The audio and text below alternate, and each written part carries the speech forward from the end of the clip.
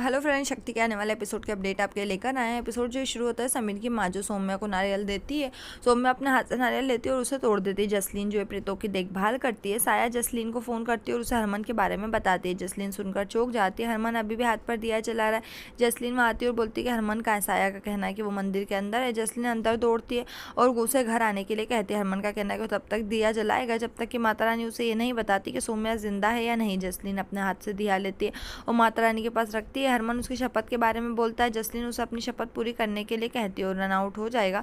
वो रोती है और खुद को जिम्मेदार ठहराती है। साया कहती है कि सब कुछ ठीक हो जाएगा और उसे रोने के लिए नहीं कहती। वो कहती है कि कुछ नहीं बदलेगा। साया का कहना है कि मेरी इच्छा है कि चमत्कार और सौम्या वापस आ जाए। सौम्या उसे लगता है कि अब उसके चेहरे पर खुशियाँ मुस्कान नहीं। महिला मजदूर समीर के पास लौटती है और उसे 4,000 रुपये देती। समीर कहता है कि मैं कल तुम्हारे पैसे दूंगा और अंदर चला जाता है। वो सौम्या से कहता है कि उस पर लक्ष्मी बरस रही है और वो उसके लिए शुभ है। अब जल्दी उसे किसी से शादी करेगा। वो उसका हाथ पकड़ता है और उसे बाहर ले जाता है। सभी को बोलता है कि ये लड़की उसके लिए शुभ है और वो अब उसकी सब कुछ है। सौम्या गुस्सा हो जाती है और वहाँ से चली जाती है। एक आदमी ने उसे कड़ी मेहनत करने के लिए कहा। समीर ठीक है कहता है और सौम्या के पीछे चला जाता है। वो कहता है कि तुम मेरी ज़िंदगी में एक परी की तरह हो, तुम भाग्यशाली हो और मेरे अच्छे दोस्त हो। सौम्या का कहना है कि वो संबंधों में विश्वास नहीं करते और केवल उन संबंधों में विश्वास करते जो भगवान द्वारा बनाए गए हैं, न कि उन संबंधों में जो इंसानों के बनाए। समीर कहता है कि तुम्हारा पति गलत है और उसका मतलब ये नहीं कि सभी पुरुष बुरे हैं। सौम्या नाराज़ हो जाती है और कहती है कि आपको कुछ भी कहने का कोई अधिकार नहीं है।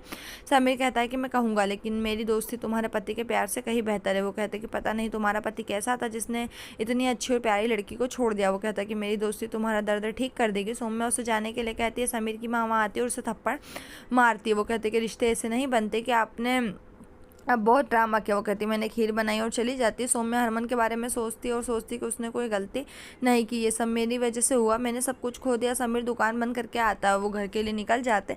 हरक किशन लाल को फ़ोन करता है। किशन लाल उसके साथ में रवीना और करीना भी शराब पी रहे होते हैं। हरक बोलता है कि उसकी प्लानिंग क्या है। किशन लाल बोलता है कि उसने अपना काम करने के लिए कुछ आदमियों को काम पर रखा है। हरक कहते हैं कि मेरा बाघ जैसा बेटा जो है तुम्हारे खून का भूखा, और कहता है कि काम पूरा हो जाएगा। शन्नू उसे सुनती और सोचती कि इसका क्या मतलब है। हरमन ने सौम्या को फ़ोन किया लेकिन नंबर स्विच ऑफ है। सौम्या अपने कमरे में और सोचती कि मुझे पता है कि मुझे तुम्हारी बहुत याद आती है और वो कहते हैं कि तुम्हारी याद मुझे रात में जगाए रखती है। मैं आपको सिर्फ एक बार सुनना चाहती हूँ और आपको सुनते हुए अपनी पूरी ज़िंदगी जीना चाहती हूँ, लेकिन आपका नंबर याद रखने के बावजूद मैं आपको फ़ोन नहीं कर सकती। वो हरमन प्रीत और सुरभि का नंबर बताती है। हरमन जसलीन को बोलता है कि सौम्या का फ़ोन बंद है। वो बोलता है कॉल कनेक्ट नहीं हो पा रही। जसलीन का कहना है कि सिम कार्ड होने पर फ़ोन कनेक्ट हो जाएगा। सौम्या रावी का नंबर कहती है और सोचती कि उसे इस तरह याद रखना होगा। समीर की माँ वहाँ आती है और उसे सोने के लिए कहती है। सौम्या सोने की कोशिश करती है। हरमन कहीं आता है और सौम्या को बुलाता है और मोमबत्ती जलाता है और सौम्या को आने के लिए कहता है। वो सौम्या को आते हुए देखता है और उसका चेहरा पकड़ लेता है। और यहीं पर ये एपिसोड खत्म। आने वाले एपिसोड के लिए हमारे साथ जुड़े रहें। चैनल को सब्सक्राइब करिए, साथ में बेल भी प्रेस करें।